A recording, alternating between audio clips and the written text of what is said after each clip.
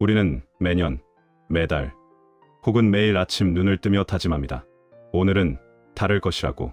이번에는 정말 해낼 것이라고 말입니다. 다이어트를 하겠다. 영어를 마스터하겠다. 더 나은 사람이 되겠다. 가슴 속에 뜨거운 열정이 차오르고 마치 이미 성공한 것 같은 기분마저 듭니다. 하지만 불편한 진실을 하나 마주해 볼까요? 지금 당신의 그 뜨거운 결심, 3일 뒤에도 살아있을까요? 아니, 당장 내일 아침까지라도 버틸 수 있을까요? 심리학에는 가짜 성취감이라는 개념이 있습니다. 사람은 목표를 세우고 남들에게 선언하는 행위만으로도 뇌에서 도파민이 분비되어 마치 그 목표를 이미 이룬 것 같은 착각에 빠진다는 겁니다. 즉, 우리는 변화 그 자체보다 변화하겠다고 다짐하는 그 순간의 쾌락을 즐기고 있는지도 모릅니다. 여기서 아주 냉혹하고도 본질적인 질문을 던져야겠습니다. 만약 당신의 그 굳은 의지가 당신을 배신하는 게 아니라 애초에 일지라는 도구 자체가 고장난 나침반이라면 어떨까요? 우리가 실패하는 건 노력이 부족해서가 아니라 인간을 바꾸는 작동 원리를 완전히 잘못 이해하고 있었기 때문이라면요? 일본의 경영사상가 오마에 게니치는 인간을 바꾸는 방법은 딱 3가지뿐이라고 단언했습니다. 그리고 덧붙였죠. 이 3가지 외에 우리가 가장 많이 하는 이거든 가장 무의미한 짓이라고 말입니다. 오늘 이야기를 끝까지 듣고 나면 여러분은 2번 다시 열심히 하겠다는 말을 함부로 하지 않게 될 겁니다. 대신 내일부터 당장 눈에 보이는 현실이 바뀌기 시작할 겁니다. 단순한 동기부여 영상이 아닙니다. 이것은 당신의 삶을 구조적으로 뜯어고칠 공학적 설계도입니다. 인간이라는 동물을 변화시키는 유일한 3가지 변수. 지금부터 그 비밀을 파헤쳐 보겠습니다. 첫 번째 열쇠는 바로 시간을 달리 쓰는 것입니다. 많은 분들이 이 말을 듣고 고개를 끄덕이며 이렇게 생각하실 겁니다. 그래, 내일부터 아침 6시에 일어나야지. 혹은 이제부터 유튜브 보는 시간을 줄이고 책을 읽어야지. 하지만 오마에 게니치가 말한 시간을 달리 쓴다는 개념은 단순히 기상시간을 앞당기거나 스케줄러를 빽빽하게 채우는 차원의 이야기가 아닙니다. 이것은 당신의 삶을 구성하는 시간의 배분 비율, 즉 포트폴리오를 완전히 뒤엎으라는 뜻입니다. 고대 그리스인들은 시간을 2가지로 구분했습니다. 물리적으로 흘러가는 시간인 크로노스와 특별한 의미가 부여된 결정적 시간인 카이로스입니다. 대부분의 사람들은 시계바늘이 움직이는 대로 그저 흘러가는 크로노스의 시간 속에 자신을 방치합니다.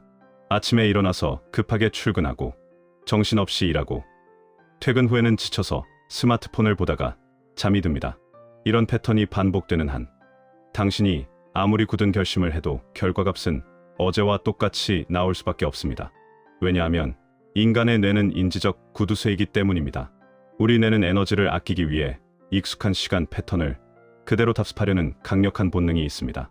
어제 저녁 8시에 소파에 누웠다면 오늘 저녁 8시에도 뇌는 당신을 소파로 이끌 것입니다.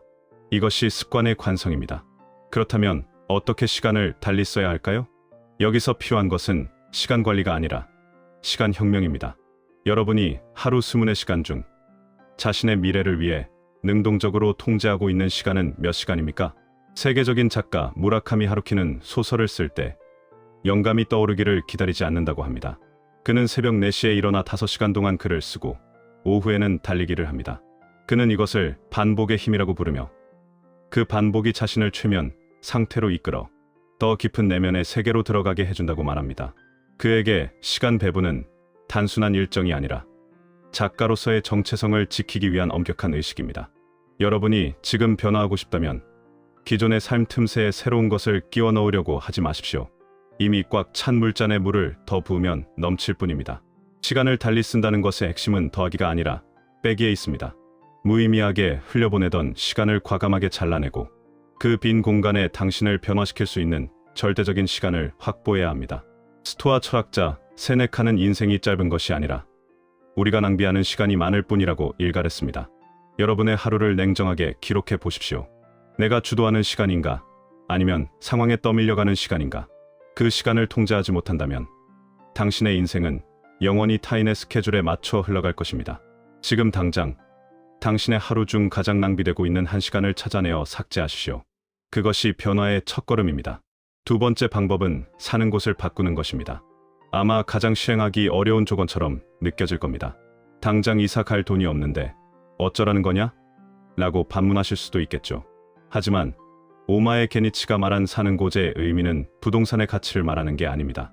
그것은 바로 나를 둘러싼 무대 장치를 바꾸라는 뜻입니다. 윈스턴 처칠은 이런 명언을 남겼습니다. 우리는 건물을 짓지만 그 이후에는 건물이 우리를 짓는다. 이 말은 공간이 인간의 행동을 통제하는 절대적인 힘을 가졌다는 사실을 꿰뚫고 있습니다.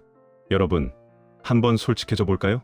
집에서 공부를 하거나 업무를 보려 할 때 침대에 눕고 싶다는 유혹을 몇 번이나 이겨낼 수 있습니까? 여러분의 의지가 약해서가 아닙니다.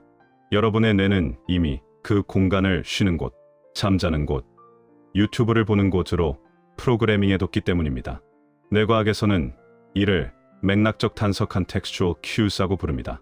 특정 공간에 들어서는 순간 우리 뇌는 그 공간에서 과거에 했던 행동 패턴을 자동으로 불러옵니다.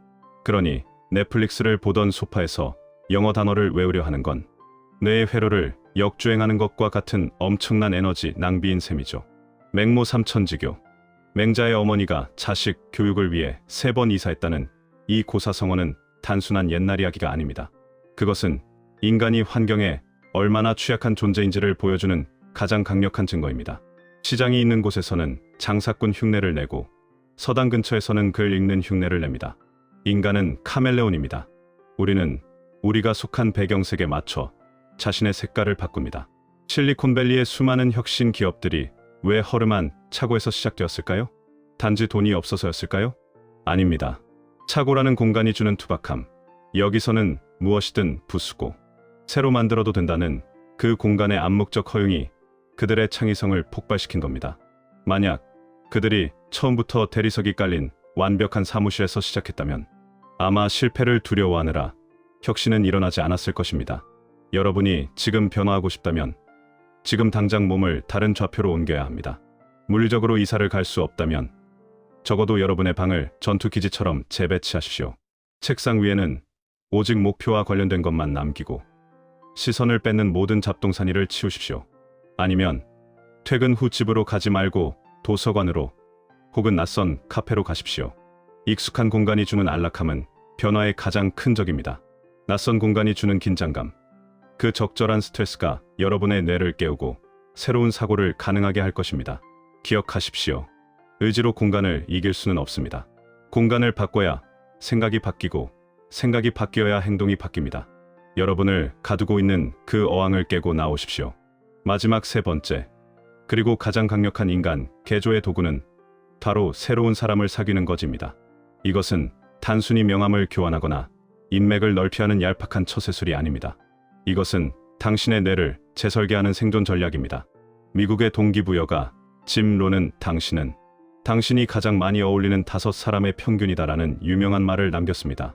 우리는 이 말을 머리로는 이해하지만 가슴으로는 부정하려 합니다. 에이, 내가 친구를 좋아해서 만나는 거지. 내가 걔네들한테 휩쓸리겠어? 내 주관은 뚜렷해. 라고 말이죠. 하지만 과학은 다르게 말합니다. 1990년대 이탈리아 파르마 대학 연구팀이 발견한 거울 뉴런은 충격적인 사실을 알려줍니다. 인간의 뇌는 타인의 행동이나 감정을 보는 것만으로도 마치 내가 직접 그 행동을 하는 것처럼 똑같은 부위가 활성화된다는 것입니다. 즉, 옆에 있는 사람이 하품을 하면 나도 하품이 나오는 것처럼 우리는 무의식적으로 주변 사람들의 말투, 표정, 소비 습관, 심지어는 야망의 크기까지 모방하게 됩니다. 이것을 사회학에서는 사회적 전염이라고 부릅니다. 만약 여러분의 친구들이 모일 때마다 이번 생은 망했어. 부자들은 다 도둑놈들이야. 그냥 대충 살자라는 패배주의적인 대화를 나눈다면 어떨까요? 여러분이 아무리 집에서 혼자 나는 성공할 거야 라고 1000번을 외쳐도 그 모임에 나가는 순간 여러분의 거울 뉴런은 그들의 패배주의를 복사해서 여러분의 뇌에 붙여넣기 합니다. 이것은 여러분의 의지력 문제가 아니라 인간의 생물학적 본능입니다. 자본주의 사회에서 부가 부를 낳는 진짜 이유는 단순히 돈이 많아서가 아닙니다. 그들은 성공이 당연한 사람들끼리 뭉쳐있기 때문입니다. 그들의 대화 주제는 어떻게 시간을 때울까가 아니라 어떻게 가치를 창출할까입니다. 그 집단 안에 들어가면 노력하고 도전하는 것이 특별한 일이 아니라 숨쉬듯 당연한 일이 됩니다. 그것이 바로 증거 집단의 힘입니다. 지금 냉정하게 여러분의 주변을 둘러보시오. 여러분이 만나고 있는 사람들은 여러분의 에너지 뱀파이어입니까? 아니면 성장의 기폭제입니까? 만약 여러분이 비상하고 싶은데 주변에 온통 안주하려는 사람들뿐이라면 죄송하지만 여러분은 날 수 없습니다. 발목을 잡는 게 중력이 아니라 바로 그 관계들이기 때문입니다. 새로운 사람을 사귄다는 것은 불편한 일입니다. 나보다 더 똑똑하고 더 치열하게 살고 더 높은 기준을 가진 사람들을 만나는 것은 때론 자존심 상하고 피곤한 일일 수 있습니다. 하지만 그 불편함이 바로 성장통입니다. 익숙한 친구들과의 술자리가 주는 편안함을 버리고 기꺼이 그 불편한 자극 속으로 걸어 들어가십시오. 여러분의 뇌가 새로운 자극에 공명하기 시작할 때 비로소 여러분의 인생 궤도가 바뀌기 시작할 것입니다. 자, 이제 이야기의 퍼즐을 맞춰볼 시간입니다. 우리는 지금까지 오마에 게니치가 던진 3가지 화두를 깊이 파고들었습니다. 시간의 밀도를 바꾸는 것, 공간의 맥락을 재설계하는 것, 그리고 새로운 자극을 주는 사람들과 연결되는 것. 이 3가지의 공통점이 무엇인지 아십니까? 바로 나의 의지를 믿지 않는다는 점입니다. 이것은 겸손함이 아니라 인간이라는 존재에 대한 가장 냉철하고 과학적인 이해입니다.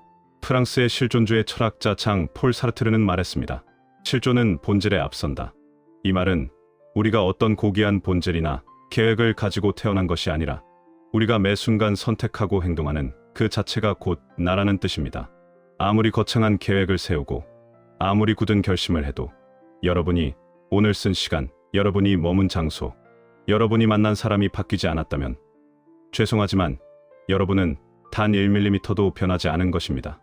많은 사람들이 결심이라는 마약에 취해 살아갑니다. 매년 1월 1일 다이어리에 적어 내려가는 그 결심들은 사실 행동하지 않는 죄책감을 덮기 위한 일시적인 진통제일지도 모릅니다. 이제 그 진통제를 끊어야 할 때입니다. 여러분에게 제안합니다. 아니, 강력하게 권고합니다. 이 영상을 끄자마자 거창한 1년 계획표 대신 아주 사소하지만 확실한 시스템 하나를 만드시오.